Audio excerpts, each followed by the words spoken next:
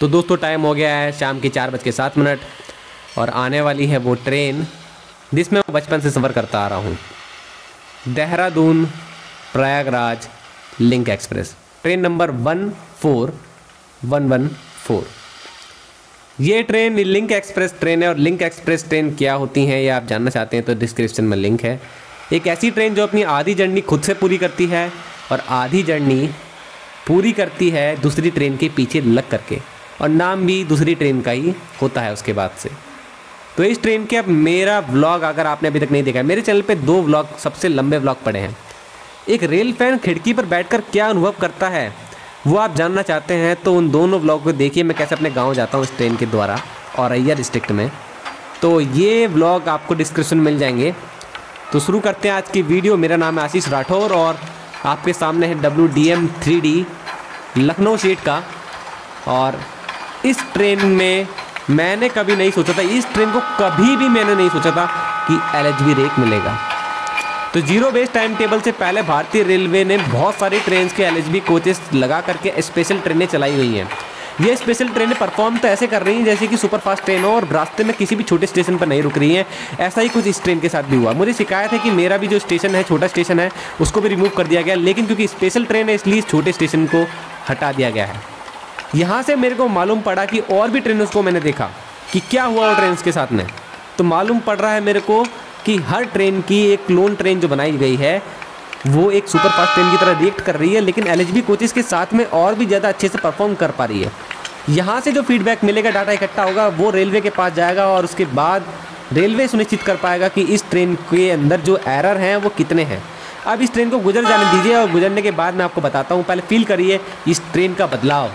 मैं फील कर पा रहा हूँ दोस्तों, मैं कितनी खुशी हो रही है मेरे को, मैं कुछ बता नहीं सकता आपको, लेकिन कुछ मेरी बातें हैं जो आपसे शेयर करना चाहूँगा इस वीडियो में, लेकिन इस ट्रेन के निकलने के बाद।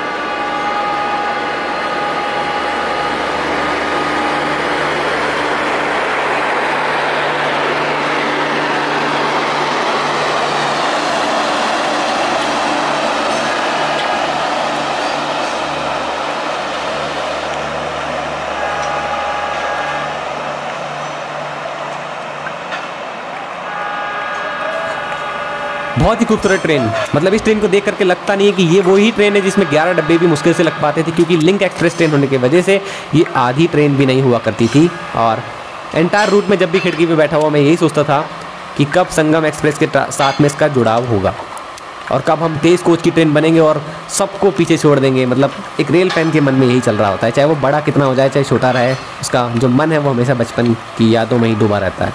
हम कितना पढ़ लिख ले, लेकिन रेल फैन होने का मतलब यही चीज़ है कि हम हमेशा अपने बचपन को जी सकते हैं खिड़की के पास बैठ करके। तो संगम एक्सप्रेस वो ट्रेन है जो कि ट्रेन नंबर 14164 मेरठ सिटी से प्रयागराज जाती है और उसके बाद अलीगढ़ पर जा करके इन दोनों ट्रेन का लिंक होता है। 11 बजे लगभग इन दोनों ट्रेनों को निकलना होता है वहाँ से और प्रयागराज पहुँचना होता है सुबह 8:40 के आसपास। लेकिन अब मैं आपको एक चीज़ बताता हूँ, क्योंकि यहाँ पर दोनों ट्रेनों को अलग अलग चलाया जा रहा है ताकि दोनों ट्रेनों की संख्या बढ़ जाए, दोनों ट्रेनों में कोचेस की संख्या बढ़ जाए और ये ट्रेन अलग हो जाए वो ट्रेन अलग हो जाए, दोनों को अलग अलग दिनों में चलाया जा रहा है। एक लॉस ये हुआ है कि हफ्ते में अब क्या है कि अब दिन जो डेली हुआ करते थे पहले, वो डेली नहीं है, पहले डेली चला करती थी। साथ में मैंने शेड्यूल का एनालिसिस किया तो दोस्तों ये लिंक एक्सप्रेस ट्रेन अभी देहरादून प्रयागराज 04114 लेकर के चल रही है नंबर। इस ट्रेन को अब पहले 3 बजे छोड़ा जाता था हरिद्वार से, अब 4 बजे छोड़ा जाता है। अब 4 बजे निकल रही है, लेकिन दोस्तों हुआ क्या, अलीगढ़ ये 1 घंटा लेट ही पहुंच रही है। मतलब 1 घंटा मतलब वही कि पहले 3 बजे निकलती थी, अब 4 बजे निकल रही है। लेट तो नहीं है, लेकिन क्योंकि टाइम आगे बढ़ा है तो वो वहाँ पर भी दिख रहा है हमें एक घंटा अलीगढ़ में। लेकिन अलीगढ़ के बाद दोस्तों क्या होता है कि एकदम टूंडला पर जा करके ये अपनी पुराने टाइम टेबल को कवर कर लेती है और फिर कानपुर सेंट्रल उसी वक्त पहुँचती है जिस वक्त पहले वाली लिंक एक्सप्रेस जो कि संगम के साथ जुड़ करके चलती थी पहुँचती थी। और उसके बाद में पता लगता है कि इस ट्रेन का प्रयागराज पहुंचने का टाइम है 7:35 और पुरानी वाली जो संगम के साथ पहुंचती थी उसका टाइम था लगभग 8:35 का।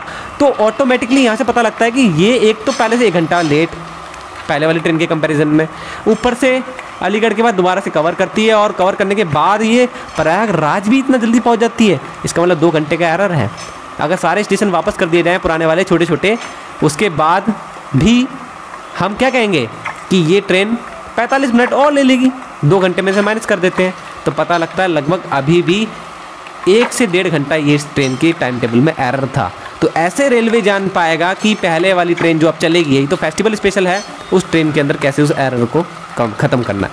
यही हो रहा है भारत में अभी, जीरो बेस्ड टाइम टेबल का यही मेथड है, इसलिए एप्लीकेबल होगा वो। हम पहले एनालिसिस कर रहे हैं क्या हो सकता है। तो दोस्तों यही मेरे को आपको बताना था। अभी इस ट्रेन की कहानी और भी है, आप सुनना चाहेंगे तो बताना, व्लॉग देखना मत भूलिएगा। और एक बात और आपसे शेयर करनी है, जो ये ट्रेन है अब दोस्तों ये LHB तो हो गई है, अब डर सिर्फ इसी बात का, फेस्टिवल स्पेशल ट्रेन जब बंद होगी और रियल वाली ट्रेन जब चलेगी तो उस ट्रेन को भी LHB ब्रेक में रहने दिया जाए। तो इसी के साथ आज की वीडियो ख़त्म करते हैं। आज के लिए इतना ही। वंदे मातरम, भारत माता की जय। और अपनी स्टोरी बताना मत भूलना LHB ट्रेन की।